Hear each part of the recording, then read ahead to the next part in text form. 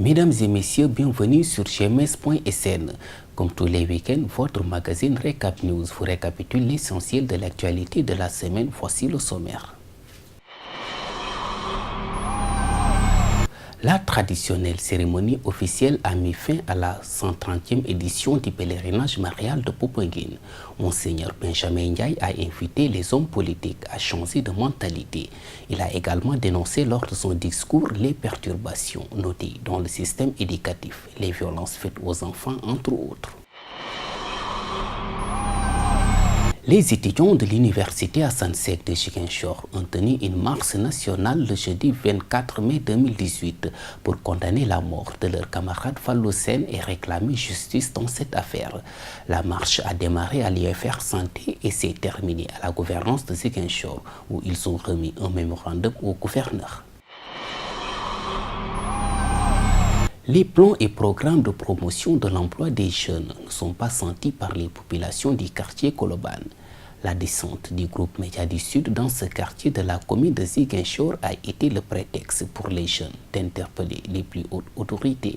C'est tout pour le sommaire, le développement c'est dans un instant. Les raptes d'enfants s'invitent à la cérémonie officielle du pèlerinage marial de Popenguine, édition 2018. Monseigneur Benjamin Ndiaye condamne les violences répétitives notées dans le pays. Lorsque les principes fondamentaux de la protection de la vie, du respect de l'autre et de la promotion du bien commun sont encore bafoués, les situations de violence, qu'elles soient physiques ou verbales, ne sont devenues que trop répétitives pour être des faits isolés. Comment ne pas s'indigner du fait que ces violences soient exercées sur des enfants innocents à des fins inavouées? Le terrain politique de plus en plus transformé en champ de bataille préoccupe également Monseigneur Benjamin Ndiaye. Comment ne pas se désoler de ce que le terrain politique, au lieu d'être le lieu de croissance positive d'une nation, le terrain de débat opportun, vrai, pertinent et civilisé, devienne de plus en plus dans notre pays un champ de bataille, un terrain de lutte effrénée pour des intérêts partisans. Notre interlocuteur s'est aussi prononcé sur la crise scolaire et les tensions notées récemment dans les universités sénégalaises. Comment ne pas se préoccuper des dangers que l'on fait courir à l'avenir de nos enfants et de nos jeunes dans les tribulations incessantes qui affectent encore aujourd'hui l'école et l'université sénégalaise à travers des grèves cycliques et des lenteurs administratives. Comme nous le savons, le développement d'une nation suppose surtout, avec la mise en place d'infrastructures modernes, l'attention et la diligence portées à l'évolution positive des consciences à travers l'éducation aux valeurs. Suffisant alors pour inviter les Sénégalais au changement de mentalité. Alors, chers Sénégalais, mettons-nous en mouvement vers un réel changement de mentalité et de comportement qui promeuvent la sécurité, l'équilibre des chances et la justice. C'est un appel plein d'espoir que je lance, pleinement conscient que nous disposons d'hommes et de femmes de valeur. Monseigneur Benjamin Ndiaye a aussi prié pour un bon hivernage 2018.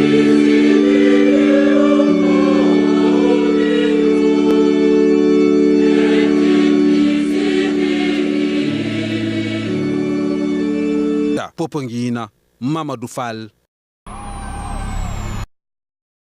Le département de Bignona est l'une des localités du pays sur lesquelles l'on compte pour atteindre les objectifs d'autosuffisance en riz. Seulement, il y a d'énormes contraintes qui plombent la volonté des pouvoirs publics et des acteurs à la base. Malgré les nombreux atouts, notamment les espaces cultivables, le climat ou encore les intrants mis à la disposition des agriculteurs, les attentes sont loin d'être atteintes. Le matériel agricole fait défaut, mais le plus grand problème demeure la qualité des sols. Plusieurs facteurs ont contribué à la dégradation des sols dans plusieurs plusieurs localités du département. Conséquence, la productivité a baissé si l'activité agricole n'est tout simplement pas impossible. C'est le cas des vallées de Bignona, Cafès ou encore celle de Tangori arrondissement. Ici, l'ensablement dû au ruissellement des eaux pluviales est la principale cause de l'impraticabilité des espaces où les agriculteurs produisaient jadis de grandes quantités de riz. En plus du sable, d'autres ordures comme les sachets plastiques complètent le décor qui rend impossible l'activité. Il faut cependant ajouter à cette liste la salinisation des rizières qui est devenue un phénomène général dans le département de Bignona. Dans certaines zones, on lit à tort ou à raison ces transformations de sol au barrage inachevé d'Afignam. Des organismes comme le PADERCA, le PPDC, entre autres, ont essayé d'apporter des solutions à ces phénomènes par l'érection de digues anti-sel qui retiennent en même temps le sable. Mais cela n'a pas eu partout les effets escomptés. Mieux, il y a quelques mois, l'Institut national de pédologie est venu s'installer dans la région de Ziguinchor pour mener le même combat et orienter les producteurs. Mais depuis lors, pas assez d'actions visibles sur le terrain. Une chose est certaine, dans ces conditions, il vaut mieux différer le délai fixé pour l'atteinte de l'autosuffisance alimentaire dans le département de Bignona, dont vous a parlé Lamine Badiane pour le groupe Média du Sud. Après l'incident, le pont, il y a eu des fissures. Donc il fallait venir voir pour entreprendre une solution pour pouvoir vraiment permettre les gros porteurs de pouvoir circuler. Aujourd'hui, il y a forcément une limitation des charges du poids par rapport aux gros porteurs. Et avec Agiroute, ils sont en train de voir comment réparer cela pour permettre de laisser la circulation libre, quel que soit le poids du camion. Voilà, c'est ça la visite du ministre des Infrastructures pour venir vraiment constater les faits de la fois passée. On se disait que c'était des incidents, il y a eu Kagit, il y a le braquage dans les rizières de Kagit, il y a le braquage au niveau de Bafikan, il y a eu cet acte aussi au niveau du pont Nyambalan. Mais depuis lors, tout se passe bien, les populations vont à leurs besoins. Donc on pense que c'était des actions isolées qui ne remettent pas en cause le processus de paix enclenché par les deux parties.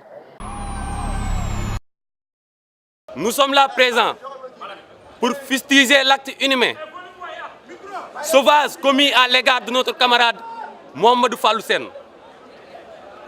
L'interamicale des étudiants de l'université Assane Seck de Ziguinchor, par ma voix, profite de cette occasion douloureuse et écœurante pour fustiger l'acte commis à l'égard de notre frère camarade Fallou Sène. Ainsi, nous demandons que justice soit faite. Nous déplorons l'acte barbare fait aux étudiants. Nous réclamons justice. Nous demandons que toutes les autorités impliquées soient sévèrement punies. Camarades, que justice soit faite. Merci. Merci. Le chômage est une réalité à Colobane, une situation très mal vécue par les jeunes de cette localité qui ne cachent plus leur amertume. On essaie de vivre comme ça avec, mais ça nous a affectés, ça nous a touchés. Ça fait très mal, ça fait très mal. Aujourd'hui, nous on est des jeunes, là où on est, on doit travailler pour apporter quelque chose dans notre famille. Parce que nos parents aussi, on ne peut pas les payer, ils ont beaucoup fait pour nous. Mais eux-mêmes, ils ont compris ça. Ils ont compris quoi. Nous, on essaie de faire de notre mieux pour s'en sortir, mais vraiment, c'est dur, hein, c'est pas facile. C'est une situation très difficile. En effet, on ne peut pas avoir des diplômés aujourd'hui, des diplômés qui ont bac plus, chôment aujourd'hui. Oui, ça, c'est très difficile, quoi. C'est très difficile. La fermeture des usines à Ziguinchor fait partie des facteurs qui ont augmenté le taux de chômage selon ces jeunes de Colobane. Dans notre quartier, il y a beaucoup de gens qui travaillent dans ces usines-là. Mais à un moment donné, tu ne les vois plus travailler. Tu leur demandes, ils leur disent l'usine a fermé. On ne comprend pas. On comprend. Et puis, il ne faut pas jamais te dire une explication valable. Pourquoi l'usine a fermé? On ne comprend pas. Nous. Vraiment, ça ne marche pas. C'est assez dur, quoi. Cette situation pousse aujourd'hui ces jeunes à devenir des conducteurs de moto-taxi Jakarta et pourtant ces moyens de transport sont parfois trop risqués. Aujourd'hui, les activités se sont les chauffeurs de Jakartaman, bon, voir les gens aussi vont faire leur journée dans des machineries. Ça, vraiment, maintenant, ces derniers-là, ils sont obligés maintenant de faire le taxi de Jakarta ou bien de rester comme ça dans le quartier à boire du thé. Vraiment, ça fait mal, quoi.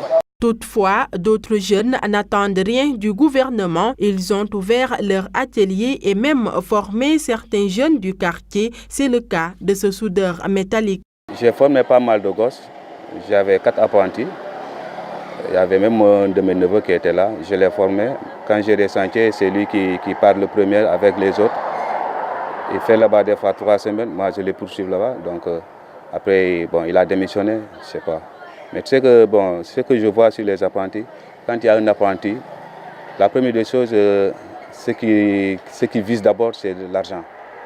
Oui, c'est l'argent. Quand il vient ici, il travaille 2 jours, 3 jours. S'il n'a rien, bon, il va amener d'autres visages, quoi.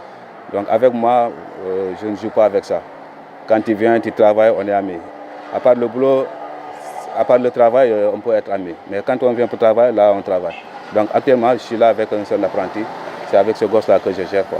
Pourtant, le gouvernement du Sénégal avait annoncé la création d'emplois dans tout le pays. Aujourd'hui, ces jeunes attendent avec impatience leur implication dans ces projets pour qu'ils puissent un jour sortir de ce calvaire. Voilà qui met fin à ce magazine. Merci de l'avoir suivi. Passez un excellent week-end en compagnie des programmes de GMS.sn et à la semaine prochaine.